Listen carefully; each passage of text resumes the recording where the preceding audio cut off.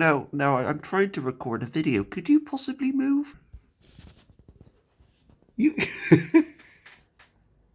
Hello, you sexy biscuits, and welcome into What's in the Bag. So I used to do a series with my dad where we used to go into town and buy random games, and I used to go through them in a segment called What's in the Bag. So I'm bringing that back. I traded in a couple of things and bought myself a couple of games. So yeah, there's a mix of PS2, Xbox Original and Xbox 360 games in here. So we're going to go through these one by one. Okay, so first up is Crackdown. Yes, Crackdown 1 for the Xbox 360. So obviously Crackdown 3 has just come out, and I decided to pick up the original because Crackdown 3 apparently isn't that good, so I've just gone for the original. I'm pretty sure this is also backwards compatible with the Xbox One as well, so I will be playing this. If you're wondering, I am buying some Xbox 360 games and Xbox Original games because I am planning on getting an Xbox One X. I am still going to be getting the PC, but I've decided to get an Xbox One X because then I will have every single console and I can play online with you guys, and that would be awesome. Plus, there's a lot of awesome backwards compatible games. Next up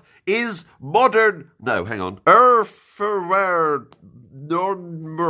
Yes, that sounds perfect. Yes, this is Modern Warfare 2 for the Xbox 360.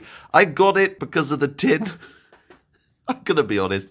I love a nice box, and this is beautiful. Modern Warfare 2 is one of my favourite Call of Duty games. It probably is my favourite Call of Duty game. I love this game, even though it makes me incredibly angry, and I swear a lot. Unfortunately, there was nothing inside apart from obviously the game disc, so I was a little bit disappointed. But the fact I was able to get the tin case here instead of the normal case, which was the same price, was pretty awesome. And the next game is WRC 2 Extreme. I decided to get a couple of PS2 games so I could emulate them on my PC. So I kind of like having the physical disc so I can then put them straight into the PC and emulate them that way.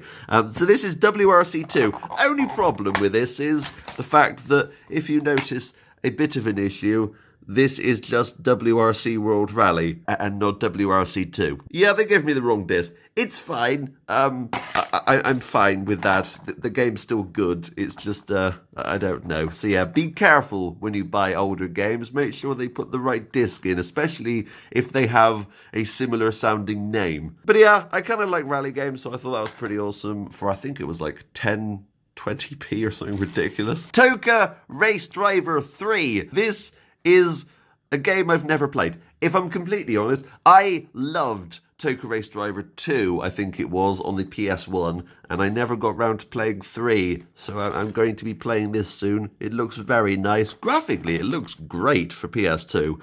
So yeah, I'm going to put that into the PC and try and play that at some point.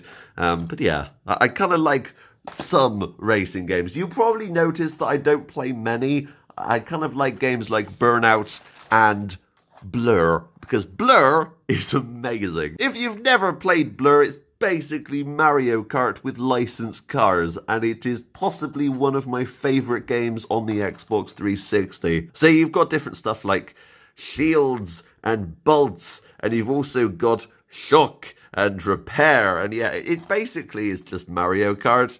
And it's really, really good. I don't remember anyone talking about this game. I played this for countless hours online and in single player, and I highly, highly recommend it if you've never played this before. This was also around the time that manuals were becoming quite small. Really quite sad, isn't it? I do miss manuals. Next up, we have No One Lives Forever, The Operative. So yeah, this is a game I own on PC, but unfortunately I don't think it runs on Windows 10, so I ended up picking this up for the PS2. I've never actually sat down and played this game, although I have heard very, very good things about it. It's basically a parody of James Bond, and it's kind of like Perfect Dark. It's one of these games that I keep hearing about, and I really wanted to actually sit down and try and play, but yeah. So I got that. I kind of like the case because it's black, which is kind of odd. Normally, obviously, PS2 games come in a blue box, but this one is a black box. Also, the manual Look how thick that manual is. It's amazing. So yeah, for 50p, I was pretty happy with that. I will say, Blur was £6. Yeah, it's quite pricey because this game I don't really see very often. So yeah, this was £6 for Blur. Okay, possibly the priciest game in this entire list is Captain America Super Soldier. Now you're probably thinking, oh God, a movie tie-in game. You know what? This game is actually incredibly good. This is possibly one of my favorite games on the Xbox 360. This came out at a similar time as the Thor license game, and that sucked completely. This, on the other hand, actually had some care put into it. And if you've never played this, it is basically like Batman Arkham. So yeah, basically it uses a similar system in terms of combat, but I personally think it actually feels a little bit better to play. Frame rate, though, is awful. But yeah, this is one that I don't really ever see talked about, and I never really see it in game stores, and that's probably why this one cost £10 alone. Thankfully, I traded some stuff in. Okay, so obviously as this series was created by me and my dad, I decided to get this because he was a big fan of shoppers, of bikes, and kind of like this kind of lifestyle where you would make cool choppers and you'd add stuff onto them. So I kind of bought this in memory of him just because I think he would have absolutely loved this. Although it is slightly worrying. On the back here it does show what looks like this guy about to murder this guy, which is delightful. So you can build it, customize it, show the guys. Just went from build it, customize, show the guy. Just show them. It's fine. You can ride it. You can twist it on road action. Twisted on road action. Okay, I read that wrong. 50 sick missions. If you want to see a video of this, I'll do a video on American Shopper. This almost looks as good as Barbie's Horse Adventure. So I will most definitely do a video on this if you want to see it. Okay, so next up is Reckless. The Yakuza missions. Yes, this is a weird game where you play as the Yakuza, I think. I think you also play as two policewomen and you just kind of go around smashing stuff up. So you're basically doing a lot more damage than the actual Yakuza's doing. Anyway, from the graphics alone, this actually looks like an early 360 game. But yeah, this is original Xbox. And I think I picked this up for 50p. So yeah, drive out crime as you race at top speeds through challenging streets of a fully interactive city. By interactive, they just mean that the walls can get destroyed and shop fronts can get a little bit dented. Unleash real-time damage against enemy cars in 14 vehicles, including sports cars, a monster truck. Whoa, holy crap. And I love that guy's face. He's just like, all right. Wow. Holy crap. Okay. Also, Elton John's in that game, from what I've seen. And it's very weird. Next up, we have Transformers. Now, this is a weird one, because this game was released before bloody Michael Bay got his hands on the license. This was released just before that, and it is one of my favorite licensed games. Just because this isn't anything to do with the movies. This was created as a Transformers game completely. It wasn't based as a film tie-in. So yeah, they had this game and Transformers the game in the same store. So I did ask the guy, hey, could you definitely check that you've put the right one in here? And he did. I did check.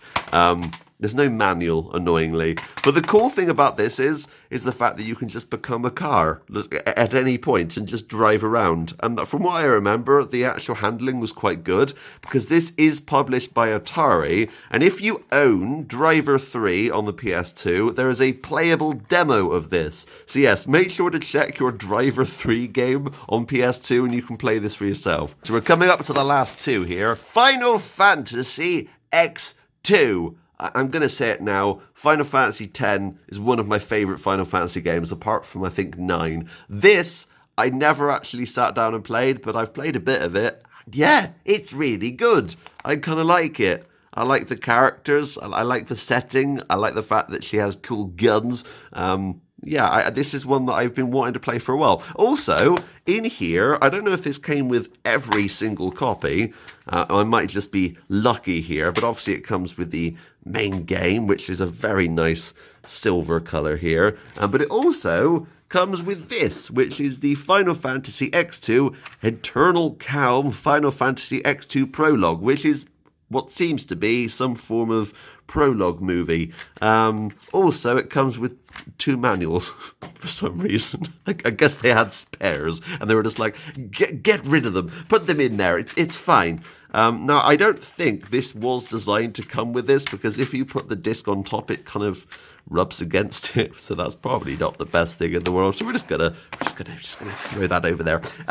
Right. So the last game is a game that I've talked about recently in terms of the Women's Lot DLC for Kingdom Come Deliverance, and that is Dead to Rights. Now, this is backwards compatible. Oddly, you probably have never even heard of this game, but yes, this is backwards compatible, and it's made by Namco, who have done Pac-Man. That's the only thing I can think of that Namco's done. Yes, Dead to Rights. The case is in terrible condition, which is probably why it was like 50p. I've played a bit of this. It's kind of like Max Payne. Yeah, it just feels a little bit boring, if I'm honest. I have put some time into it. I did prefer the 360 version, which came out obviously a few years later. But you do have a dog that you can use. There is a scene where you play as her, and you have to try and kind of get the guards' attention, and it's very weird. It's kind of like a terrible dancing mini game. It's a very weird game. Highly recommend it if you can pick it up for cheap, though, because it is kind of interesting, especially the fact that you have the slow-mo, like, jumping and dodging like you do in Max Payne. So, yeah, kind of a weird game, backwards compatible. If you find it for cheap, definitely pick it up. Alright, so there you have it. That's what's in the bag. I hope you guys enjoyed this. I will be doing more of these as I buy games, because I buy cheap games quite a lot. But that's quite a good haul there. I think it only cost me, in theory, if I had spent real money, it would have cost me about £20 for all those. So I think that is a pretty good haul. Anyway, thank you so much for watching, but until next time, that's me, out. Bye, guys.